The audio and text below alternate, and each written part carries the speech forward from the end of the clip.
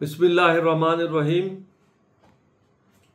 বিগত 2001 সালের 18 এপ্রিল বাংলাদেশ সীমান্ত রক্ষীর 20 সেনারা এবং এলাকাবাসী একসাথে মিলে বড়ইবাড়ি এলাকায় আগ্রাসী ভারতীয় বিএসএফকে বীরদর্পে প্রতিহত করে।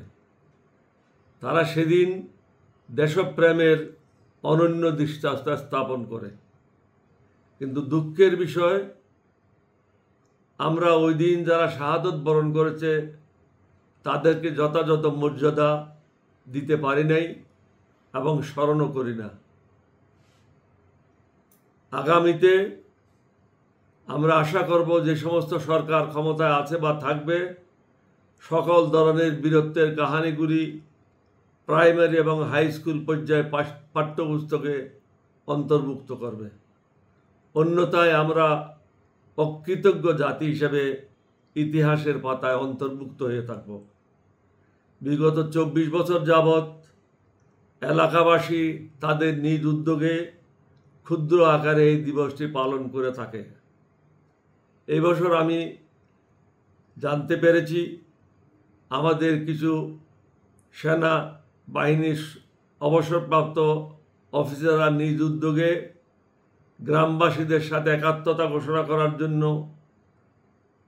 অংশগ্রহণ করার জন্য বড়ইবাড়ি যাচ্ছে। আমি তাদেরকে অভিনন্দন জানাই, আন্তরিক মোবারকবাদ জানাই। আল্লাহ তাআলার কাছে আপনাদের সফলতা কামনা করি।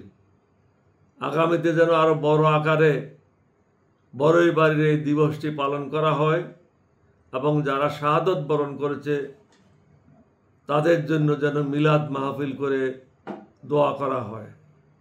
আমি আবারই বলতে চাই, 1971 সাল থেকে এই যাবৎ যে সমস্ত বাঙালিরা বীরত্বের দৃষ্টান্ত স্থাপন করেছে তাদের বিষয়গুলি লিপিবদ্ধ করে পুস্তক আকারে প্রাইমারি এবং হাই স্কুলে আমাদের ছেলে মেয়েদের পড়ার জন্য ব্যবস্থা করে দেবেন। ধন্যবাদ, আপনাদের সফলতা কামনা করি।